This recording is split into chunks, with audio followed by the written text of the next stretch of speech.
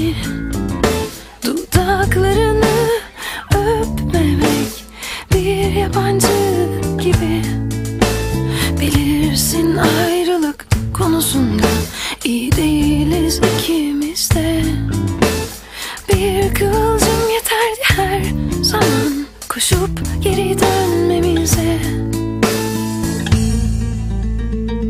Değmesin ellerimiz, bulaşmasın bu gözler. Yine erir gideriz, unutulur yeminler. Biz hiç beceremedik sevmeyi de, terk etmeyi de.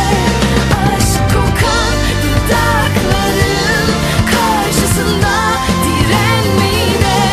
Biz hiç beceremedik sevmeyi de, terk etmeyi de. Aşk dolu mısraların karşısında direnmeyi de.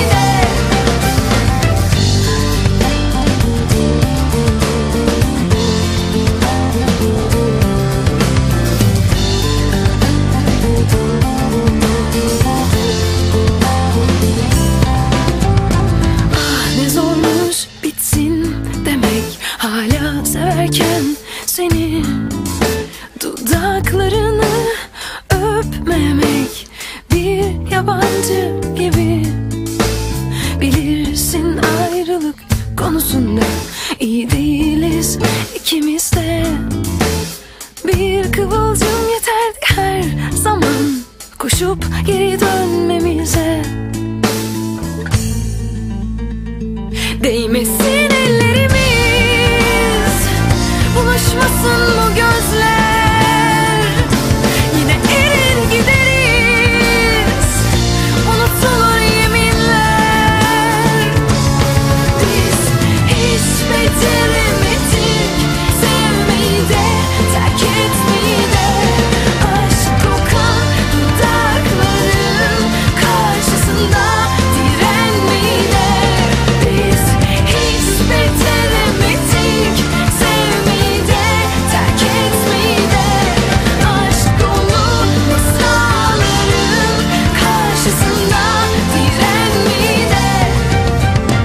İşte bir kez daha durup karşında, belki de son defa soruyorum sana. Bitti mi hikayemiz? Bu ne biçim son böyle? Değmez miydi sevgimiz savaşıp direnmeye? Değmesin ellerimiz, buluşmasın bu gözler. Yine erir gideriz, unutulur yeminler. Biz hiç beceremedik sevmeyi de, terk etmeyi de.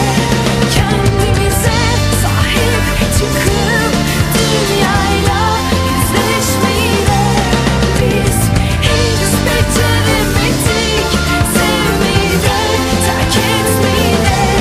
Korktuğumuz o gözlerin karşısında direnmeyi de. Bitmesin hikayemiz.